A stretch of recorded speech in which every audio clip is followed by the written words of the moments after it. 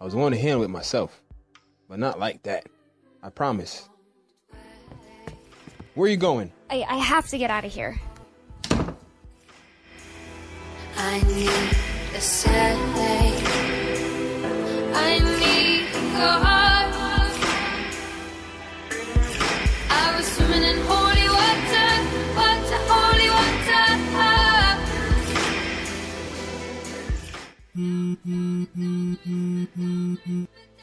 Hello?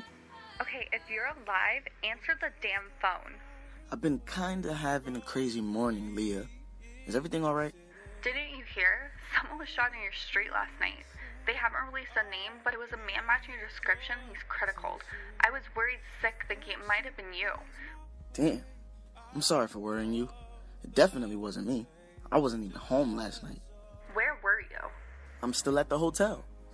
Hotel? So Iris really did put you out. Yeah, I told you that. I'm going back home today because she moved out. So fucking up my clothes was unnecessary, like I said. It was necessary for making myself feel better, and it was necessary to pay you back for treating me like shit. And now that I know you're alive, I can tell you to go to hell again. Thanks for the wake-up call, Aaliyah. Anytime. Was that your girlfriend? She is not my girlfriend. Can you hurry up and finish getting your shoes on? I have things to do. So do I, asshole. I'm moving as fast as I can. Are you checking out today and going back home? Yes. I am so fucking done with this hotel. I couldn't even sleep last night because your ass kept kicking. Whoops. So that's the treatment I get after I let you in my room and comforted you while you were freaking out, crying and blubbering and shit? Then you woke up this morning and went from Austin right back to asshole. Iris was right about you. Your kindness comes in spurts, and you're kind of bipolar. Listen, we're not friends, Ivory. I have no obligation to be nice to you all the time. You hate me. The only real reason you came here is because you backstabbed the only real friend you have, and no one else can deal with your manipulative ass. Thanks for not telling me that you've had a boyfriend this whole time until this morning, by the way. I really thought Iris would have mentioned it to you. Maybe she did, but I tend to tune her out whenever she brings up your name. And anything else that's important to her, right? No wonder she cheated on you. Goodbye, Ivory. You know, it's weird how unbothered you are by what happened to Chase. He wasn't my friend either, Ivory. So, you still knew him. He lived next door to you. He partied in your house. I know you are angry about the Iris situation, but damn, for all we know, he could be dead right now. How cold-hearted are you? Of course I'm not happy about what happened to him. I wouldn't wish that on anyone, but what do you want from me? I'm not gonna shed tears. Making enemies seems to be his thing, and unfortunately, it caught up with him. But that has nothing to do with me. She gives me a look, almost suspicious before she says, Bye, Austin. People have been blowing me up all morning, but my phone was on silent, so I didn't see any of the calls or messages until I woke up and checked my phone. I was more surprised at Ivory showing up at my door the night before, crying, saying someone killed Chase. Of course, I found out later he wasn't actually dead. I don't know why she came to me out of all people, but I realized it was because she had no one else, so I tried to be a friend to her, for the moment. While she was crying in my arms, I kept thinking about my wife, and how she must be falling apart as well. A small part of me was hoping this incident would make Iris come back to me, seeking comfort like Ivory, wanting her husband and best friend during such a tragic time. I knew I was an asshole for feeling like that, but I couldn't help it. I don't deserve her, but it doesn't make me want her any less, and I won't be happy again until I have her. On the other side, I've been there, oh yeah, I've been there. That grass ain't greener on the other side. Oh yeah. The sun required enough to me, it's nothing but a one-man cause. Hey sis, How are you doing? I've been better, Angie. You've been here all night. You must be hungry. Let's go down to the cafeteria. You've got to eat something. I'm not really hungry, but I'll go. He's going to get better, Chris. It doesn't seem like it. The doctors claim to be doing all they can, but there's barely any change in his condition. It makes me question if they're really doing all they can or not. Of course they are. And hey, thanks a lot for telling him about Trey, by the way. Now he might die knowing I was fucking his former best friend. He's not going to die, so stop saying that. And he already knew. Everybody knows you're still messing with Trey. He just kept pressing me for confirmation. Look, none of that matters now. When he wakes up, all he's going to care about is that you were by his side. Just don't start running your mouth like you always do and piss him off. Just for that comment, you're paying for my food. No problem. Let's go. If he does get better, do you think maybe he'll finally forgive me? You never know. When he gets better, prove to him that you've changed. I can never make them love me. Never make them love me. No, no. Ah! It's a bad religion. Out in the open, baby, I know. Hey, it's Chase. I just wanted to check on you.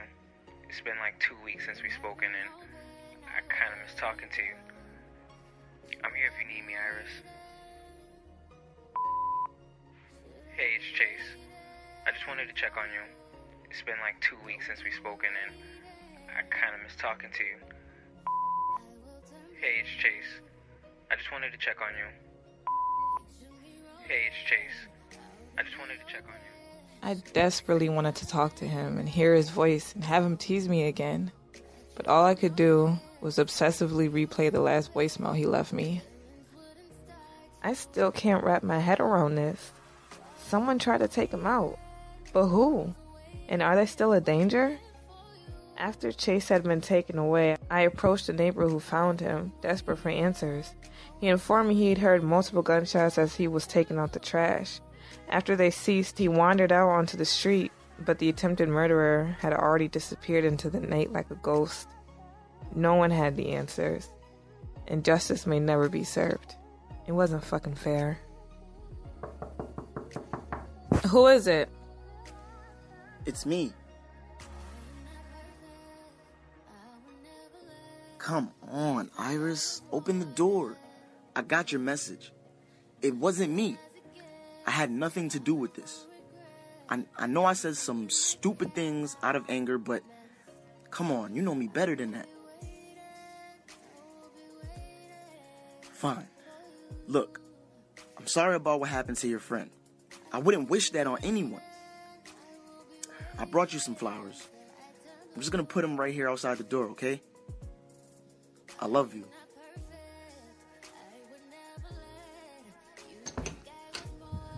You said it so many times. I'm warning you. If anything happens to him, it'll be your fault. I was angry. No, he's not my favorite person, and I felt like I wanted to hurt him, but I didn't. And I would have never done something like this. Come on, Iris. You can't possibly believe that I would. I know it wasn't you, Austin, but I can't help but be bothered by the fact that you threatened him so many times before he got hurt and told me I should blame myself. Well, congratulations. That's exactly what I was doing all night. Babe, I am so sorry. I never wanted that. I was being stupid. Nothing is your fault. I'm an idiot. He's embracing me almost desperately and doesn't let go, despite the fact that I'm not hugging him back. I hadn't gotten any sleep, thinking if Austin had snapped and made good on his many threats, then Chase's blood was on me. Maybe if I had implanted myself in his already difficult life, bringing along my own damn baggage, he'd be okay. Maybe if I had turned him away at the park, he would have stayed there with me and would have never been sitting in his car at the wrong place at the wrong time, and he'd be okay. Once I had calmed and started thinking more clearly this morning, I realized that although he has been violent in the past, Austin wouldn't be capable of something like this. My husband is an asshole, not a killer. I finally give in and wrap my arms around him, returning the hug he wanted from me so badly. I really am sorry about what happened. Hopefully, he'll pull through. Thank you. How did you find me? Your mother told me where you were staying. Of course she did. Want me to come in for a minute? I have work in a little bit, but I can stay until then. No thanks, I'm about to head out. Oh, well, where are you going? Need a ride? I don't, but thank you. I can get there. Thanks for checking on me, Austin. Of course. Look, I know things are fucked up between us right now, but I'm still holding on to the hope that we'll be able to work it out. I know I haven't been the best husband to you, but I can change, and I'm willing to change. For you. You're still my best friend. Okay? Okay. I've done some really stupid things that I may not deserve your forgiveness for. But I'll do what I can to get it. We're always gonna love each other, Iris. That doesn't just go away. He holds my hand in his and looks into my eyes as he speaks. I will always be here for you when you need me. No matter what. Don't ever forget that. I know you will. It goes both ways, hubby. You can come home whenever you want. You don't have to be here any longer than you want to.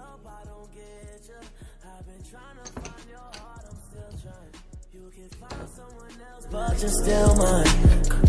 You and me always be tight.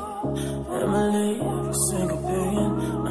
And even when the stars acting like a fool, somehow I always can fall back on you. Now my pride ain't always like myself. It's hurting you more than anybody else. Twice I turned my back on you. I fell flat on my face but didn't lose. I refused to stay away for good. Even if Crystal tried to keep me from the room, I was going to continue to check on his status. When I arrived this time, I see through the window that Crystal was already there with Chase. Unless she just never left. She's at his bedside, gripping his hand, a distraught look on her face. She appears to be talking to him, although he is unable to respond. If I didn't know any better, I would think they were a loving couple being torn apart by tragedy.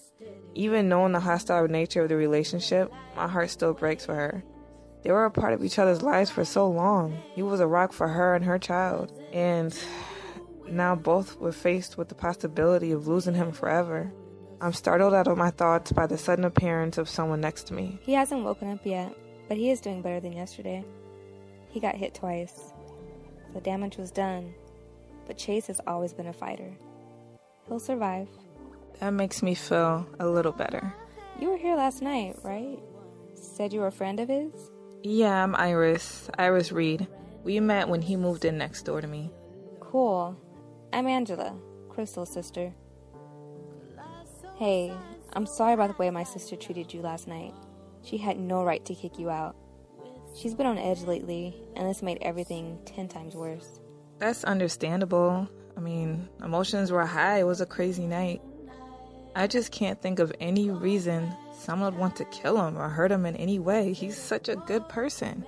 Well, whoever it was, shot about 8 times, so they were definitely trying to kill him.